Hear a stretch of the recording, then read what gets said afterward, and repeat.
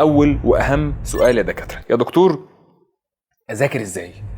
مش عارف اذاكر ازاي. ايه التركيبه اللي اعملها؟ ايه الميكس او الكومبو اللي اعمله يخليني اذاكر كويس؟ ركز معايا.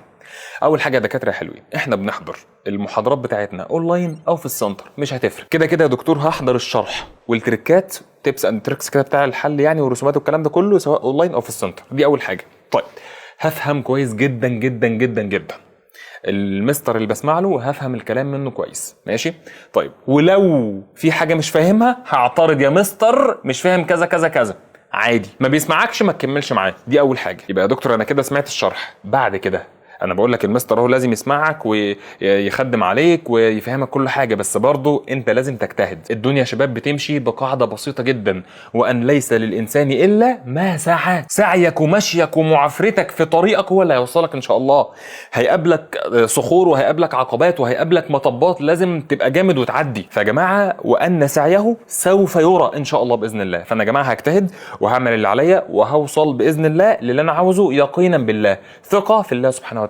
خلاص؟ طيب اول حاجه يا دكتور سمعت الشرح، نرجع بقى تاني. امسك يا دكتور ورقه وقلم كده وفهمني وقول لي اذاكر ازاي واحده واحده. اكتب معايا يا بطل روشته اوائل الجمهوريه من طلابنا. ركز معايا. اول حاجه يا دكتور انا اكتب معايا كده، هسمع الشرح كويس. تاني حاجه يا دكتور لما اروح البيت ابدا اذاكر. حلو. اهم سؤال، اذاكر ازاي؟ ما بعرفش اذاكر او بذاكر بس مش بعرف احل. اذاكر ازاي يا دكتور؟ قول لي. بص يا حبي، دلوقتي انت معاك المصدر اللي المدرس بتاعك شغال منه. يعني يا جماعه ما ينفعش نكون مثلا دكتور محمد ايمن شغال من كتاب دكتور محمد ايمن والشرح بتاعه موجود فيه، وانت تشتغل من كتاب فلان او كتاب في السوق مثلا مشهور. ما ينفعش.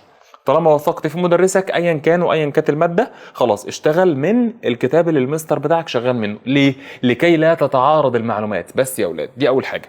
فيا دكتور لما اروح البيت اول حاجه هعملها هبدا اقرا قراءه. اكتب معايا ولا قراءه. كم مره تقعد تقرا في المعلومات وتحفظ فيها لحد ما تحس انك انت شبعان من المعلومات. مش عايز اتخطاها يا دكتور الا لما اكون حافظها صم وفاهمها كويس جدا جدا جدا. دي اول حاجه. يبقى يا دكتور انا قرات لحد ما حفظت. يبقى انا كده يا دكتور سمعت الشرح اول حاجه، تاني حاجه قرات لحد ما حفظت. طيب ماذا بعد؟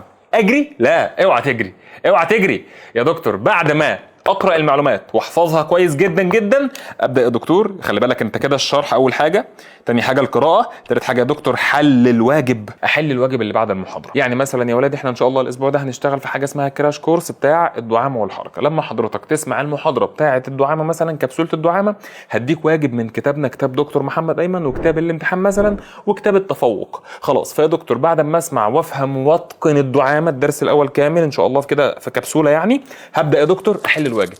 طيب حليت الواجب، لو حليته كله صح او حليت نصه صح او حليت تلته صح او ما حليتش حاجه، كده كده لازم تسمع حل الواجب. يبقى يا دكتور انا هسمع الشرح من حضرتك مثلا، وبعد كده هقرا لحد ما افهم واحفظ، بعد كده هحل الواجب، بعد كده يا دكتور رابع حاجه سماع الحل.